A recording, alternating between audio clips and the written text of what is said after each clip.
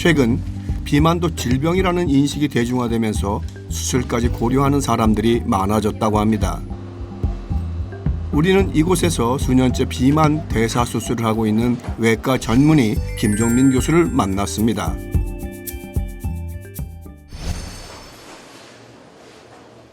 비만 대사 수술이란 고도 비만인 환자들의 합병증을 치료하기 위해 위의 크기를 제한하거나 위에서 소장으로 우회로를 만드는 수술을 말합니다. 2019년 1월부터는 국가 건강보험이 적용됐습니다. 오늘 이 환자는 비만 대사 수술 중 위소매 절제술을 받게 됩니다. 수술이 시작되고 최근에는 복부를 절개하지 않고 작은 절개창을 이용해 간단하게 수술이 가능한 복강경 수술이 도입되면서 수술 시간도 많이 단축됐다고 합니다. 긴장감이 감도는 수술실.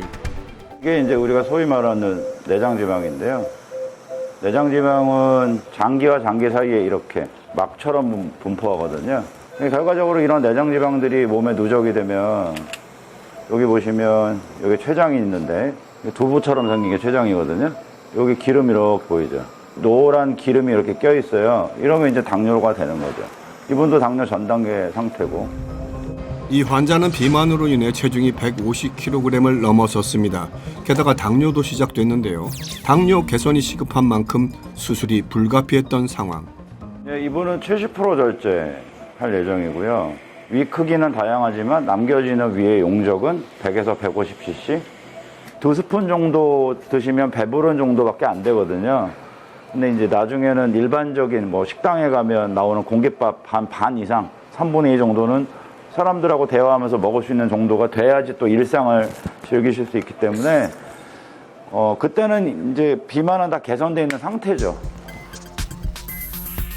위소매 절제술이란 위의 중요한 부분인 관략근은 살려두고 위의 일부를 잘라내는 수술로 식욕 호르몬 조절이 가능해집니다.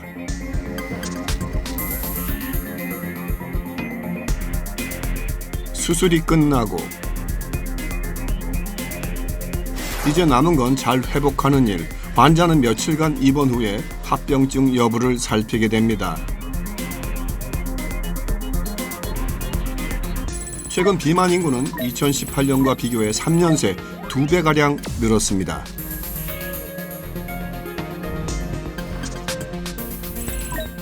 또한 비만 대사 수술 역시 5년간 5배가량 증가했습니다.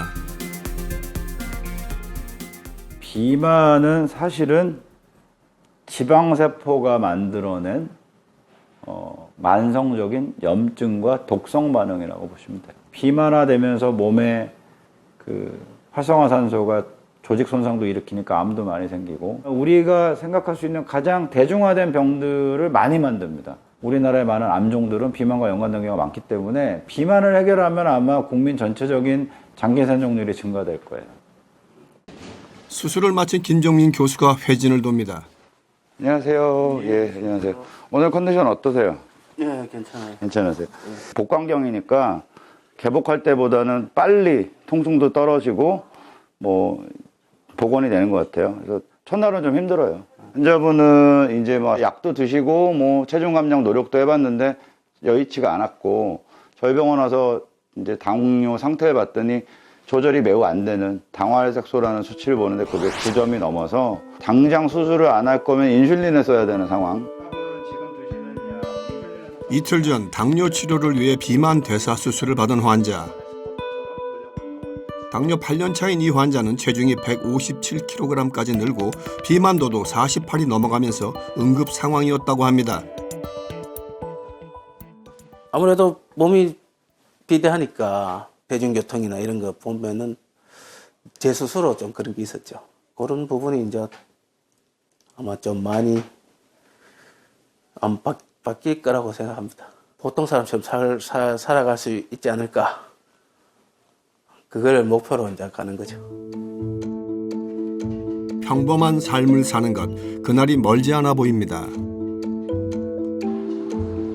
그리고 여기 비만 대사 수술을 고민 중이라는 한 여성을 만났습니다. 보시다시피 제가 이렇게 살이 많이 찌다 보니까요. 다이어트만 한 게 한 15년을 넘게 하다 보니까 뺐다가도 다시 요요가 오고 하다 보니까 제가 살을 빼보려고 노력을 해도 혼자 안 되더라고요. 그래서 이렇게 병원 찾아오게 됐어요. 진료 전 현재 상태를 체크하기 위해 정밀 검사를 받는 은정 씨. 과연 은정 씨의 비만도는 어느 정도일까요? 안녕하세요. 네, 안녕하세요. 여기 앉으시죠. 네.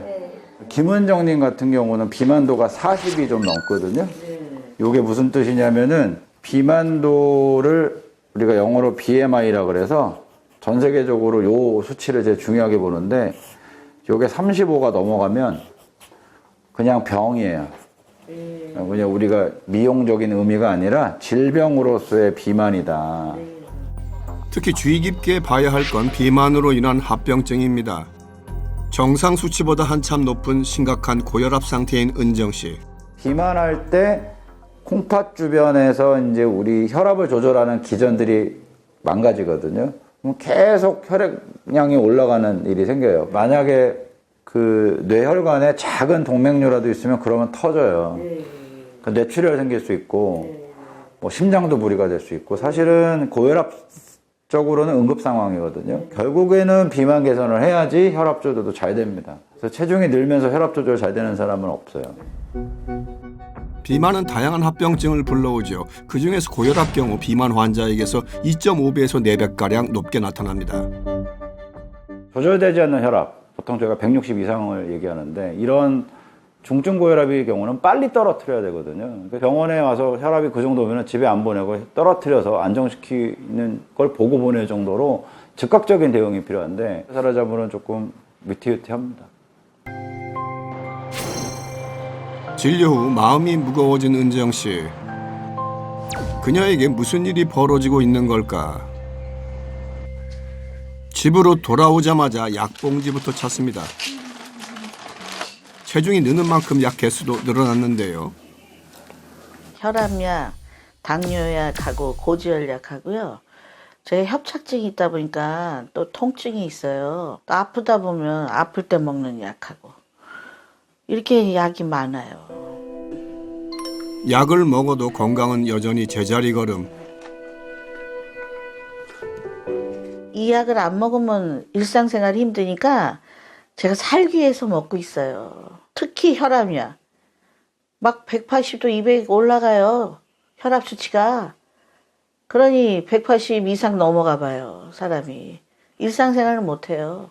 당뇨약도 안 먹으면 어지러워요. 이러다 보니까 마음속은 참담하죠.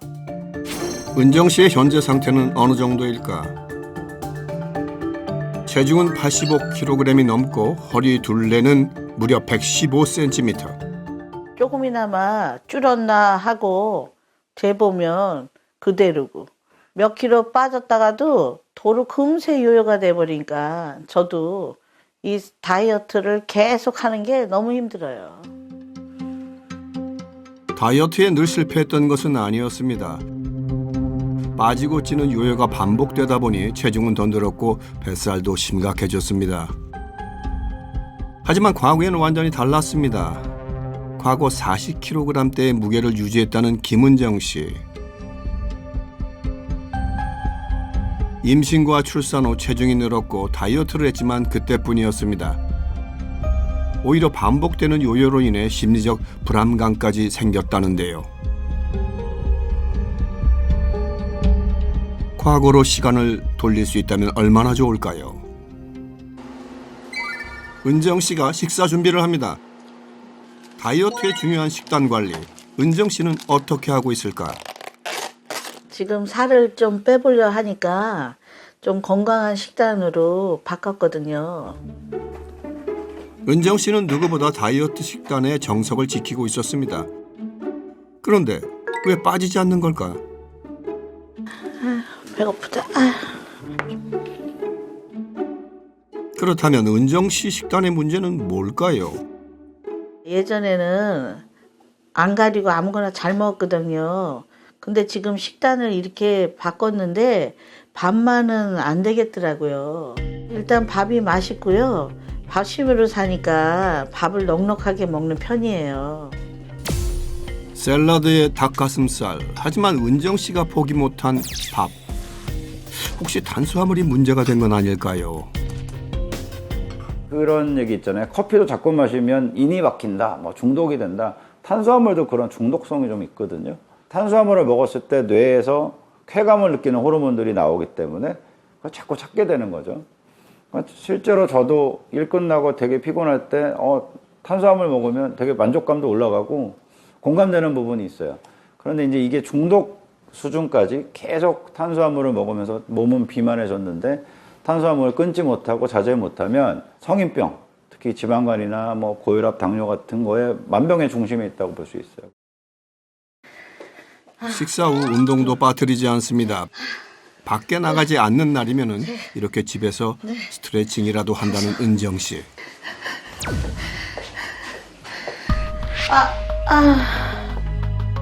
갑자기 목 뒤쪽이 당기면서 통증이 시작됐습니다.